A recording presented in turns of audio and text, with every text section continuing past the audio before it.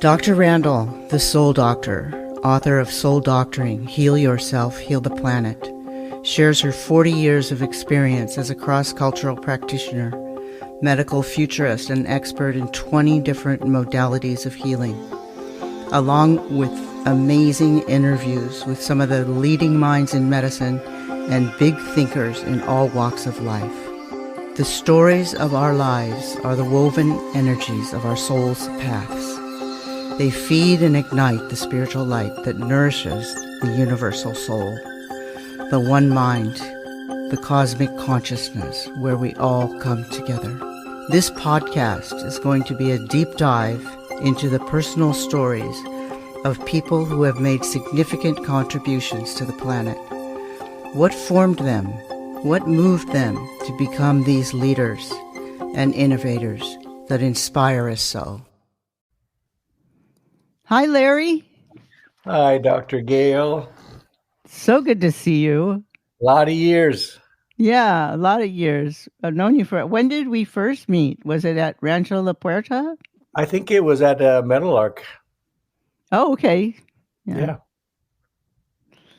Yeah, I mean, you used to come regularly. I guess you still do, to the ranch, and 37 years. Yeah.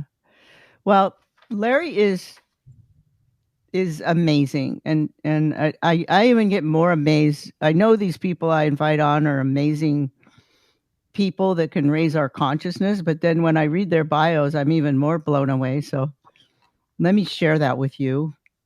Larry's a PhD. What's your PhD in? Yoga. Of course. And he's also a certified yoga therapist. He's internationally known. He's a yoga teacher, author, founding father of yoga therapy in America. That's huge. Dr. Payne also co-founded the International Association of Yoga Therapists and the yoga curriculum at UCLA School of Medicine, my alma mater. He is also the founder of Yoga Therapy, and which is trademarked, and the Prime of Life Yoga, also trademarked, programs at Loyola Marymount University. But it goes beyond Loyola, right? I mean, you take that with you wherever you go. I hope so. He also has a corporate yoga program at the J. Paul Getty Museum and Getty Trust. In 2000, he was the first yoga teacher to be invited to the World Economic Forum in Davos, Switzerland. And in 1996, he performed the first documented headstand at the North Pole. I saw a picture of that. That's amazing. That must have been fun.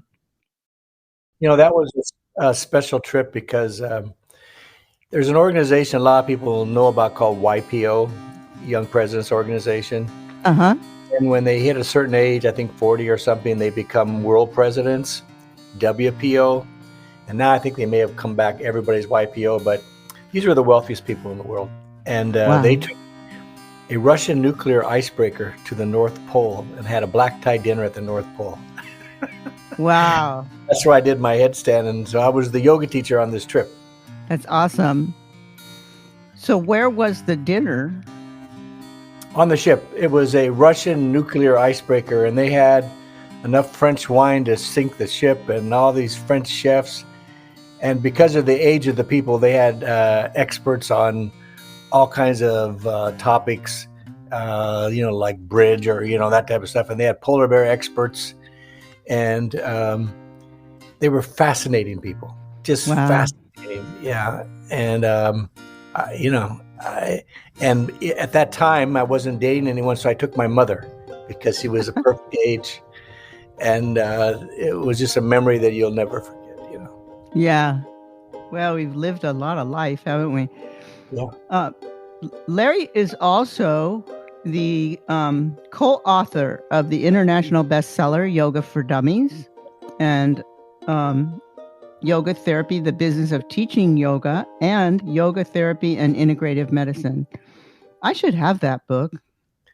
That's a good one. But my newest book, though, is AARP's Yoga After 50 for Dummies. So they just did a feature in their magazine that goes to 38.2 million subscribers with an article I did on hips. And then, they mentioned the book several times and ran ads. That's my biggest publication ever. I mean, to be endorsed by AARP and Wiley is a big deal. Wow, that's great. Well, how can I get that? Amazon? Amazon is the best one. I even stopped selling it because Amazon can do better than me. Right. Right. So Larry, tell me, at what point when you were a young boy did you know you were going to be a leader like this, and you knew you were going to lead people into practices that would change their life and raise their consciousness? I think that when I went to Metal with Dr. Everett Loomis, the founder of holistic medicine in America, that's where I knew what I wanted to do. And every day there would be a group therapy, and then you would read your journal.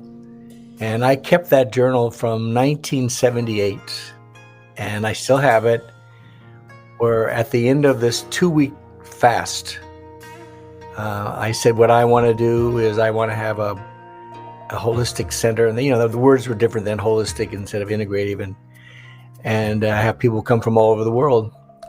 So after that, I was working for McCall's magazine, and I told my employer I wanted to quit, and they wanted me so bad, they gave me a 1-year sabbatical, which is unheard of in advertising. And so I had this press pass and a camera. I was from California. So wherever I went, people were very kind to me. But when I got to India, I knew that was the place. And I met my teacher, TKV Deskachar, and his father, Krishnamacharya, who Wikipedia says is the father of modern medicine, modern yoga. And so I got lucky. Met How the right old people. were you? I was not young. I was like 39, 38, 39, like that. Oh, that's young. Well, I came to yoga later in life because these masters say that yoga was meant for 3 stages of your life: a building stage, a maintaining stage, and then a one-on-one stage. And so that building stage usually in India goes up to only like about 30. In America, people at 50 are on their second set of kids, and it's just a different lifestyle here. And the problem, though, Dr. Gale, is that 80% of the yoga classes that are offered in America right now are for this first stage I call the young and restless. So people that are middle-aged or older are going into these classes are getting injured. So as a consequence, 30,000 people that were boomers went to emergency rooms over 10 years after a yoga going in the wrong yoga class. Wow. So that's why I started Prime of Life Yoga, to help these people, because these people still got some wind in their sails. They just want to be able to go to a yoga class and not get injured, be able to travel and so forth and so on. And when I'm training the yoga teachers, I tell them that, you're young and you're teaching young people, but when you make a living as a yoga teacher, how you do part of it is private lessons. And guess which age bracket can afford private lessons? Yeah. Not the young and restless. Yeah. So it's good for them to know both. I always had that maybe it's a misconception that yoga, is what helps a lot of people live longer. Well, it's not a misconception. It's true. It really is true.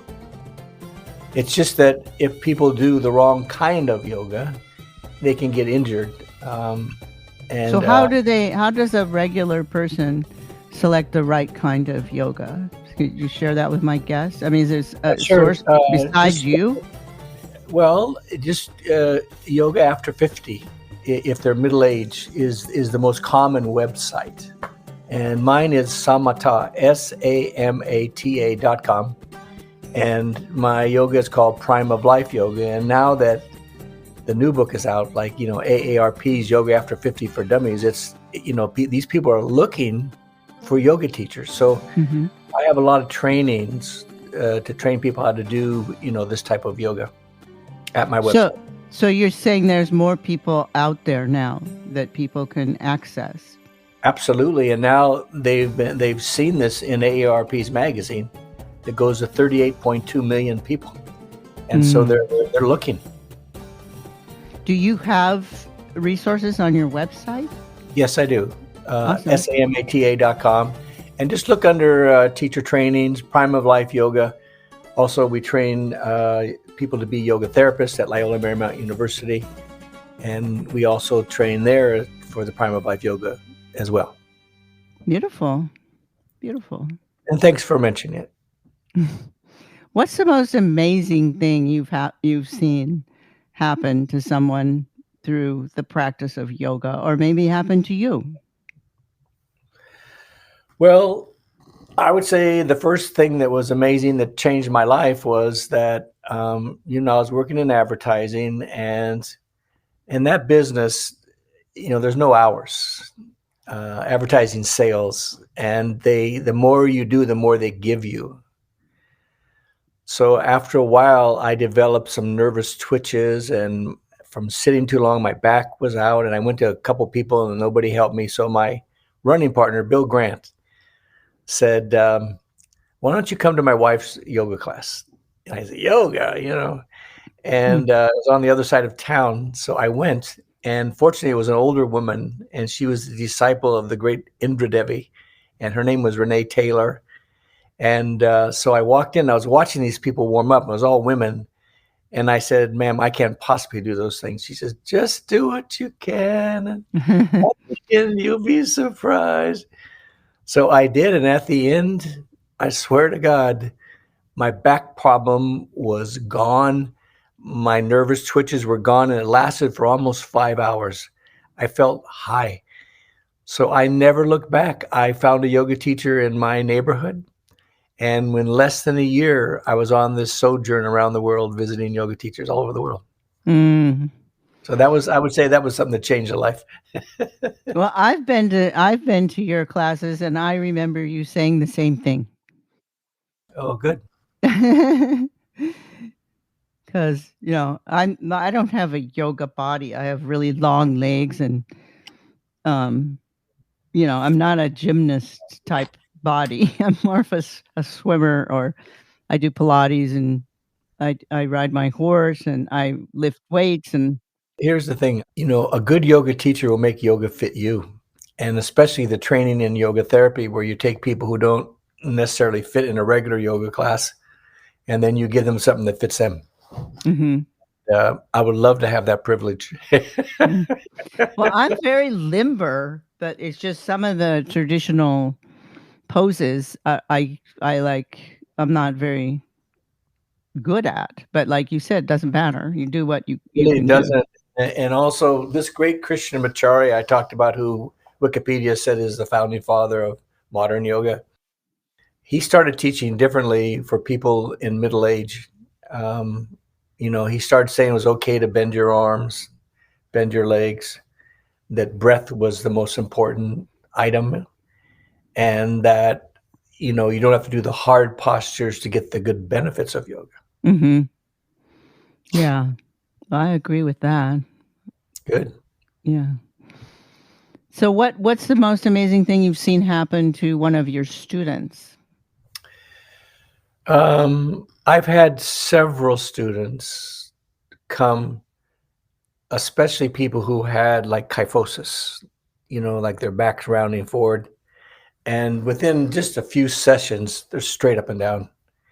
And it was just simple, and so much of it is awareness. And as we age, we do something called internal rotation. We bend forward. And, somebody walks in a room, what sticks out is them aging as they're bending forward. So a good yoga practice, which allows you to have your arms a little bent, your legs a little bent, gets right to your spine.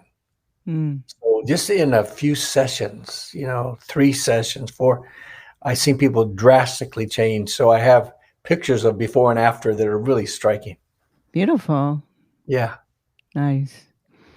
So are you teaching here in town at all, or? I am. And I teach online. So, with the pandemic. So if you go to the website, samata.com, it'll guide you in how to find me online. And the first class is always free for my students. I teach on Tuesday nights at 6:00. Mm-hmm. And then I do a lot of private sessions on Zoom. And it seems to be a good way to go. And every now and then, I'll go to somebody's house, but it's not cheap. Right. Well, it shouldn't be. No. With that amount of experience. And yeah, I haven't gone to people's houses since COVID. I am starting to see people in the office now. Good. And I don't know, the floodgates have opened. By the way, for all of you people listening out here, Dr. Keel has probably, I think, the most insight, the most experience for almost any kind of challenge of any medical doctor I've ever met. Well, thank you. You're welcome. Well, a lot of years, Larry, a lot of years. 40 years of experience. We're both at 40. Yeah. But, and obviously I think, I walk my talk and I look like I walk my talk, so. You look great. Yeah. Well, I believe in a certain way of existing. It's not just what you eat, it's what's eating you. Oh, that's a good one. Yeah, and that's where the breath work comes in, I think, because regardless of whether you do yoga or not, you can really benefit from breath work regardless. There is one breath technique that I'd like to mention that. Please, or let's do it. Yeah. Can you help? Well, when it comes to the virus, it's your immune system, that you're trying to keep up there. And of all of the breathing exercises for the immune system, the one that helps the most is alternate nostril breathing, also called Nadi Shodhana. So those of you out there, a lot of us have been to Hawaii, and the Hawaiian hang loose sign where you have your thumb and little finger sticking out and you shake your hand. If you just add your ring finger to that and bring it close to your face, that's the hand position called a mudra. And with your right thumb, if you block off your right nostril, just blow the air out of the left. And then inhale left. And with your ring finger, block off that side. And then inhale, other side. Block it off and back and forth.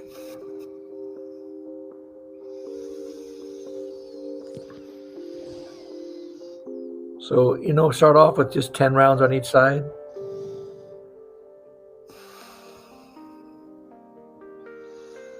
And then what you want to do is work this up to about 10 minutes. And the ideal is twice a day. That just gives you a little starter kit on how to do it. But that's the main one, I think, for the immune system, alternate nostril breathing. Thank you. So is there any amount of counting or a certain period of time that you do the breath? It's usually on each side 4 or 5 when you're going 1, 2, 3, 4, 5 if you can, and then 3, 4, 5, and exhale 2, 3, 4, 5. It's an even count. Okay. There's all kinds of ratios with the yoga breathing, but this one is an even count on each side. And my current practice is 18 minutes twice a day of that. So that's a serious practice. Yeah. Do you use any visualization with that, or? I don't when I'm doing that, but I use visualization for sure. That's a wonderful thing. And it would probably be a nice added thing. What would you recommend to add for that? Well, I usually, when I teach breathing, but I like this.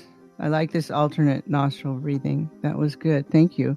You're welcome. I have them breathe in through their nose for a count of 5 to start with, and out through their mouth for a count of 6. And then I just have them count in their head, because one of the main things with mental illness and distress right now is people are just so anxious. Yeah. And they don't really know why, or maybe they do know why. If they're watching the news, they're still trying to scare the hell out of us. And, it's not necessary. So I say, turn off the news, and then try this breathing.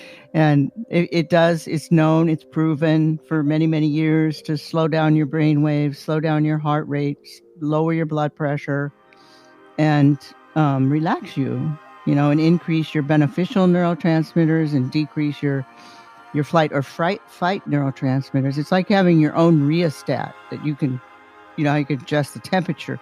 If it's an air conditioner or a heater, this way you're just turning down your stress. And then once they practice that for a while, I have them add a visualization. I usually start with a cool blue pool of water because my teacher, Tak Kubota, he taught us meditation. He called it mind like water.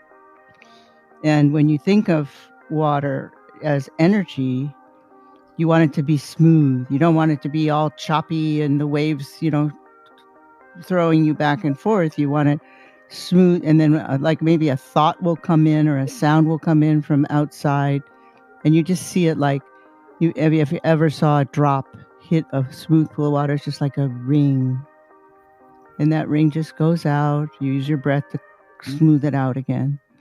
That's what I like to. It's a great visualization. Yeah. So what else do you do for fun besides yoga? I like to swim. Mm. Big swimmer. And I like to walk. Do you swim in the ocean or a pool? No, I swim in a pool. Mm-hmm. And also, I like to go to the gym. I like the elliptical trainer, and I like to lift some weights. Mm-hmm. So I spend usually about a half hour on the elliptical and then maybe 15 minutes, 20 minutes on the weights, 2 times a week. And then I swim often, and then I walk in between that. And then, I have my yoga practice. And my yoga practice, asana, is not that long, like maybe 18 minutes. And then I have my breathing exercise, which is 18 minutes. So I am for a guy in his 70s, I do pretty good. Yeah, I'd say. Yeah, I do weights too. I do weights, and I don't have an elliptical there, but I do the treadmill first. Treadmill's great. Treadmill's great. Anything cardio. Yeah. But I get a lot of cardio in my Pilates because I do some of it like interval training. Actually, my abs. I do my abs like really fast, and I do like 100. Couple sets of 100 really, really fast. And I do it as fast as I can, and then I stop, and then I go again, almost like running. Wow. But I was a big martial artist, and a lot of kicking and punching. So my knees can't really bear, they're good. I've rehabbed them, but I can't really do the running. I can't run. Got it. And keep it together. So I do what I can do, and it keeps my body healthy. Well, you look great. You really do. I do. I am really like strong in my muscles, but I think you should make this a video so everybody can see you. I did put some pictures on Instagram if you want to see my muscles. Okay. Because I believe make your own blue zone. I mean, I've spoken on this on my Instagram TV. Like, what are the qualities of the blue zone that makes those people live to 100 and still be healthy? I have the Blue Zone cookbook. Yeah. So they eat less. They exercise daily, not necessarily as hard as you and I, but it's consistent because they walk everywhere. And they usually live in mountainous zones or whatever. And it's kind of like a Mediterranean diet, but they probably eat half as much calories as the regular American eats in a day. What do you think about vegan? I am a vegan. Oh, you are? Uh-huh. In Dean Ornich's program, you can have egg whites. Well, you can do whatever you want. Yeah. But it's really about getting the proper amount of amino acids.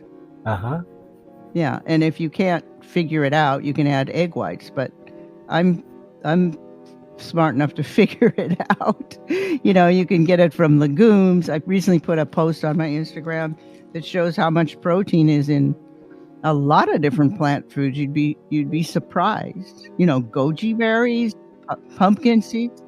Ever do any wild caught salmon? I don't do any fish anymore because the seas are dying, and it's because of fishing. And we really need to take a pause from fish. And we have the least number of salmon that we've ever had right now.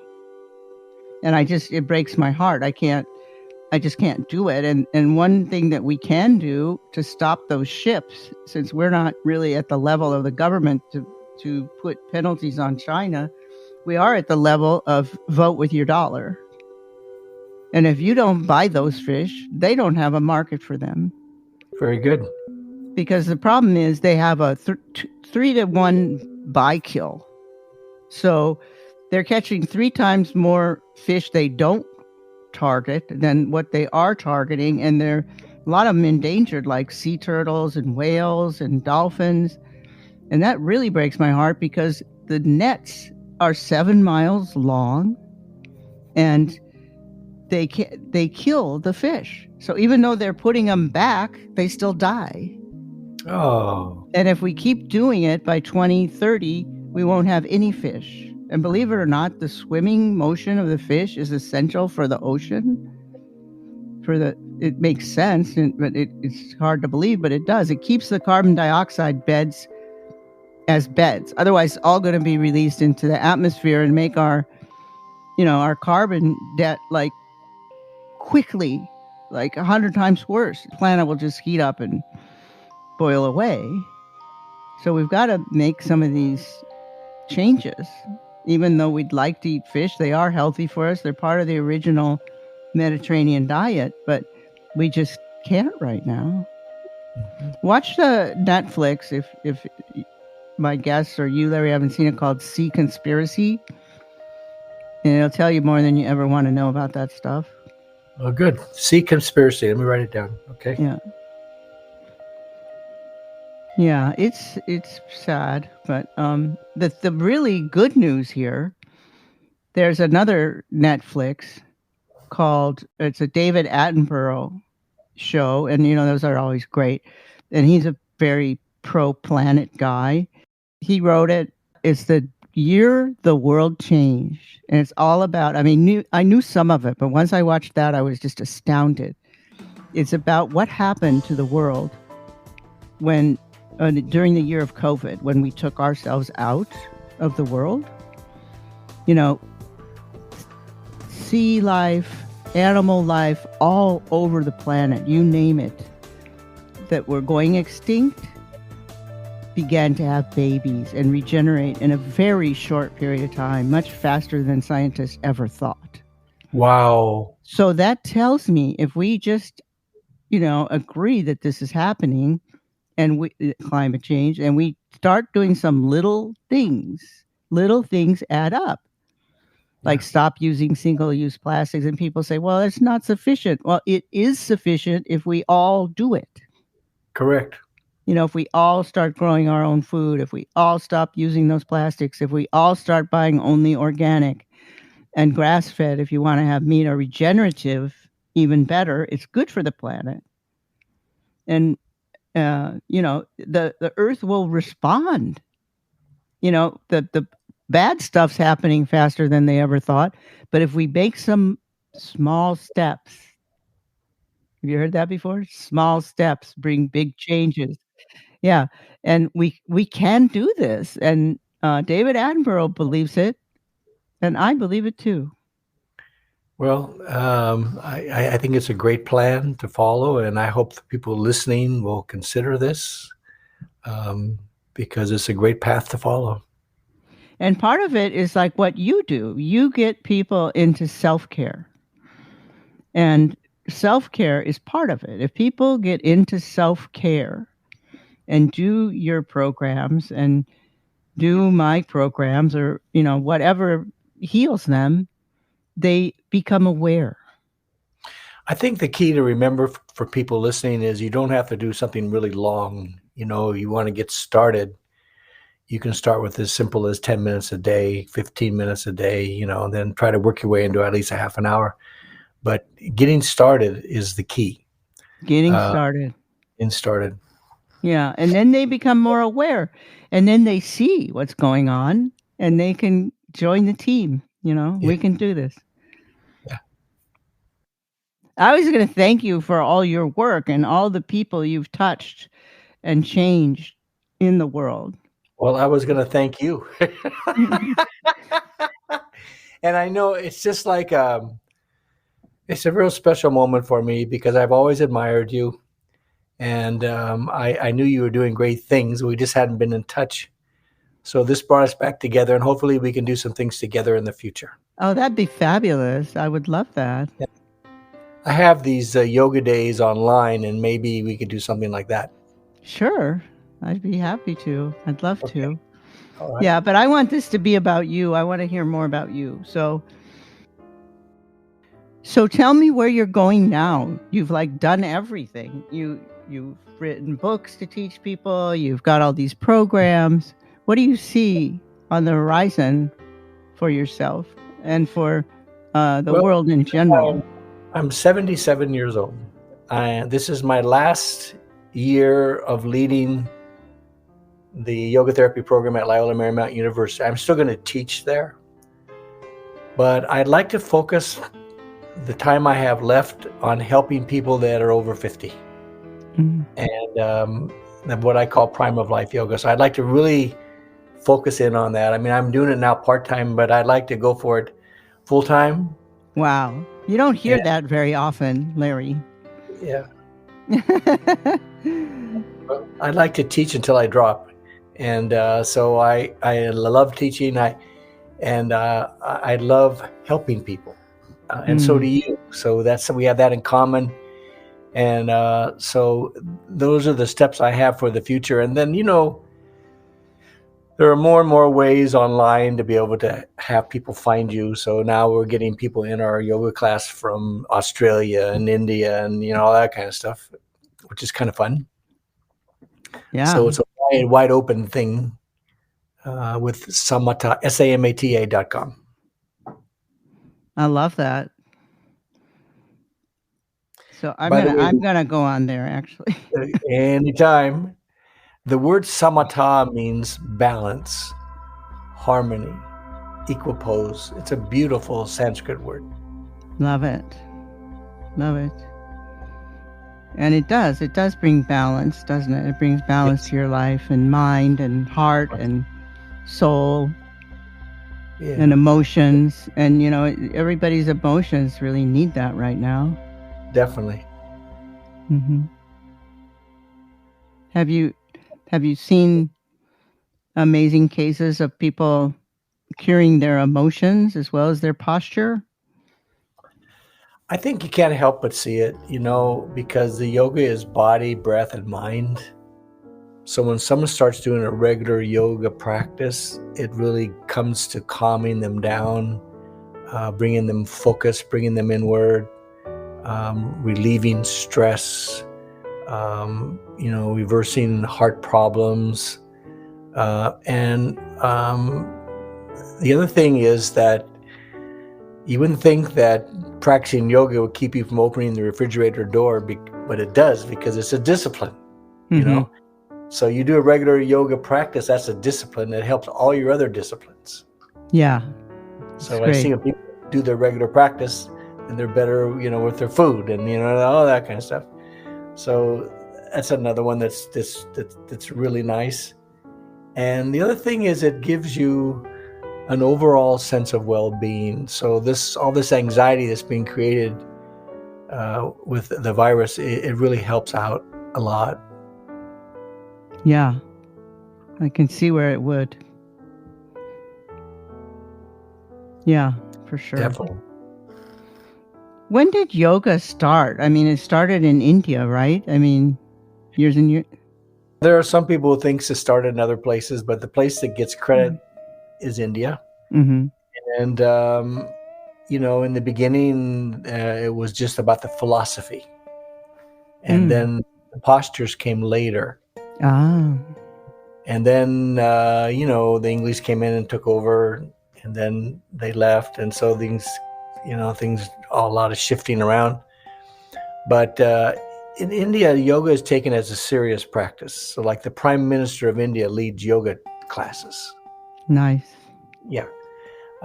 So anyway, this was passed down. And as I mentioned before, the person who gets the most credit for passing it down to America and the Western world is a man named Krishnamacharya. And I met him, and I did a tribute to him in America. And I put it on a DVD, and I have that at my website as well. And his son, TKV Deskachar, was my teacher until he passed for, probably 25 years. But you get a lot of credit for that too. You. Well, just as far as is yoga as a therapy, I get a lot of credit. I mean, yoga has been in America for quite a while, but yoga as therapy, myself and Richard Miller, I think, get some serious credit for starting the main organization. Now he has something called iRest, which is a technique of relaxation, overall, growth.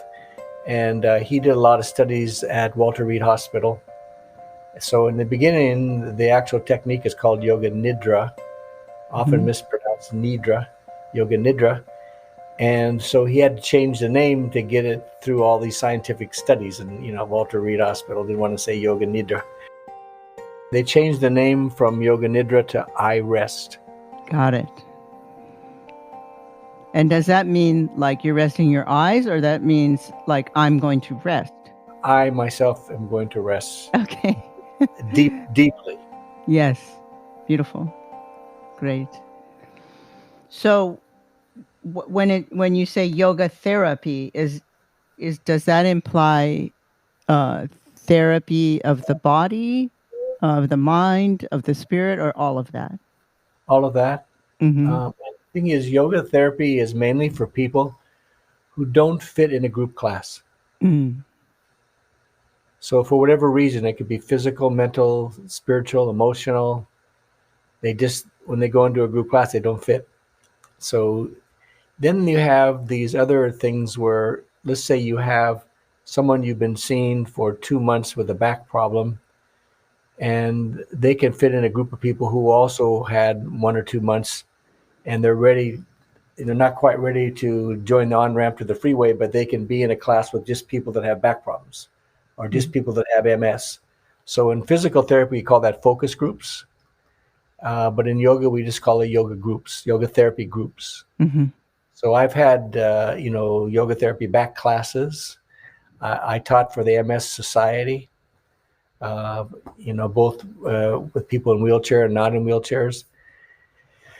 So you can have small groups of yoga as therapy as well. Beautiful. Yeah. I'm trying to figure out, do I belong in yoga as therapy, or I belong in the AARP? I think I'm the over 50 group. Well, you don't look it. Oh, honey, I'm 72, or I'm almost. That's amazing. Next year. That's amazing. Yeah, not 72, but TOO.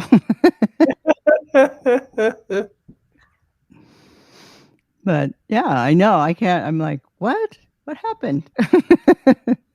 The other thing I'd just like to mention is that our yoga therapy program at Loyola Marymount University, which, by the way, is open right now if somebody's interested, we have 21 teachers.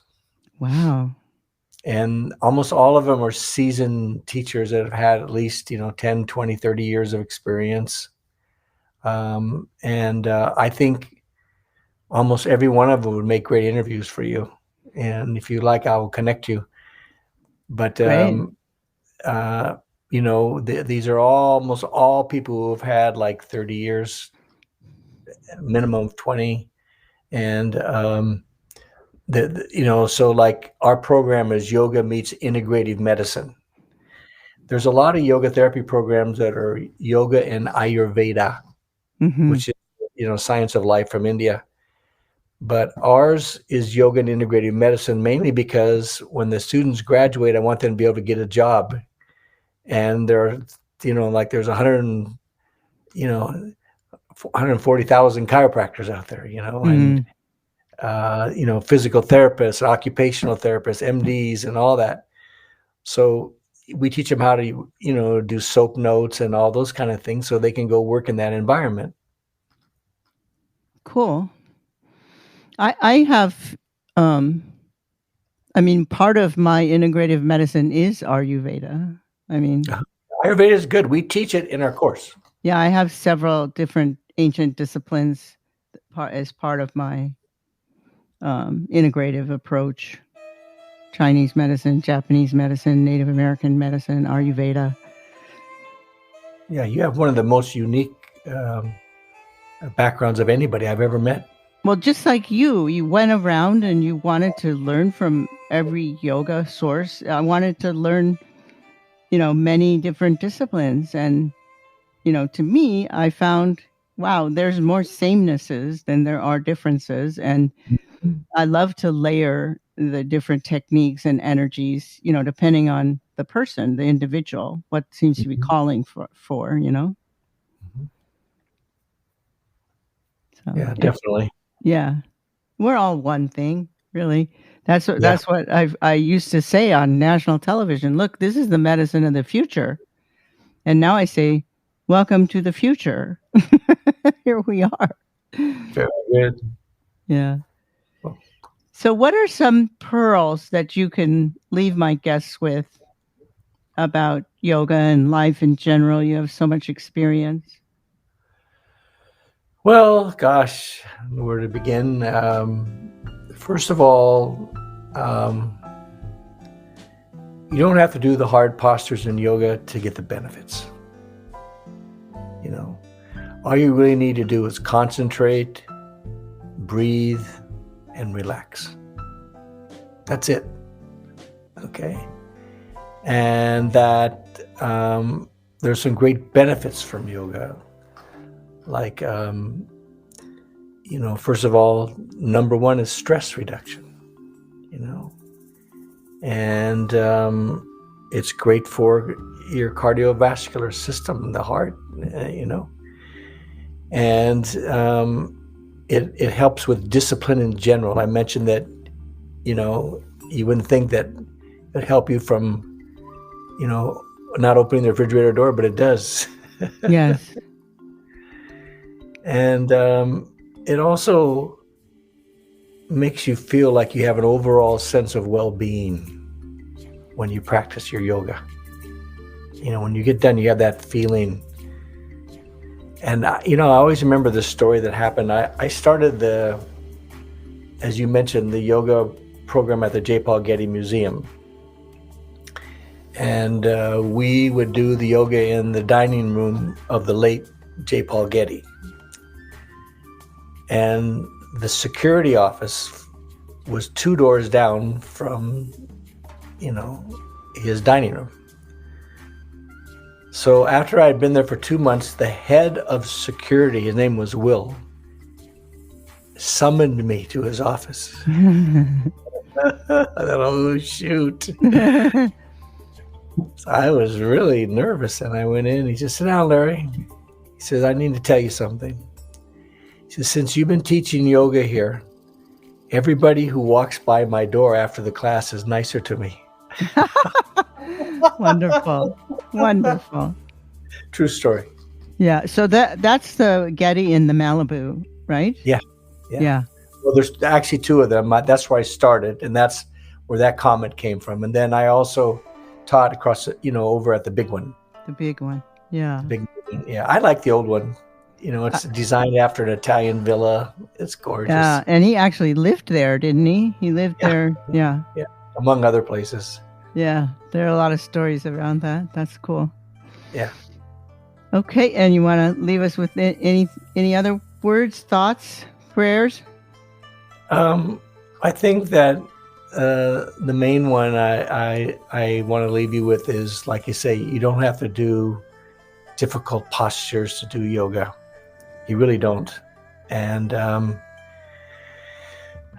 the main benefit you're going to get is this overall feeling of well-being and stress reduction. And right now we could really use that, all what's going on. Yeah. So Definitely. my main message. And, you've made me a beautiful platform to share my messages, and God bless you for all the stuff you're doing, Dr. Gail. Well, God bless you for all the things you have done and are doing and continue to do. Same to you. Okay. Okay. I'm gonna get on one of your classes here. Looking forward to this and sharing this with my students. Okay, I love it.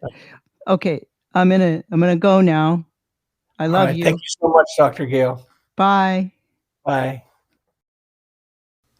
I'm Dr. Gail Randall, creator and host of Soul Stories. I just want to thank you for listening to my podcast.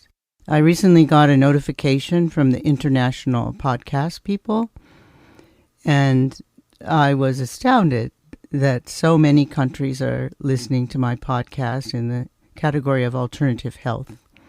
So thank you, and please continue to listen.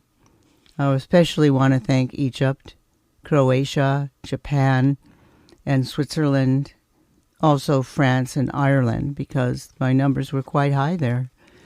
So keep up the good work and check out my Instagram at Dr. Gail Randall, and particularly check out my Instagram TV, where you can hear me talking about alternative medicine subjects and also see me.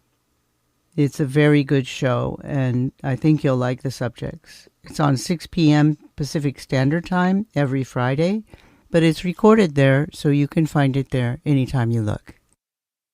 Okay, thanks again. I love you guys. This is Dr. Gail Randall from Soul Stories, and author of Soul Doctoring, Heal Yourself, Heal the Planet. I want to thank Saltology, our sponsor, at bathsalt.com, which fits perfectly into my medicine bag as it, like me, calls upon the ancient wisdom and modern technology to heal, especially with the stresses and ills of our modern times. The Bokak brand uses organic salts combined with organic essential oils sourced from ancient Egypt to provide a perfect remedy for your bathing ritual and healing from modern stresses. The Relief RX brand is a unique one-of-a-kind healing salt that uses organic CBD, treated with a unique emulsification process to create nanoparticles which easily enter the skin to most effectively heal and relieve aching muscles and joints. Whether from chronic inflammation or just a rough workout, this is the perfect healing bath, especially when you add the organic essential oils of neroli, lavender, eucalyptus, or grapefruit. Your body, mind, and soul will be lifted and soothed like never before. Go now to bathsalt.com. I also want to give special thanks to Larry Antonino and Agora Borealis Recording Studio for music and score, and also to closetotheearth.com for IT and computer assistance.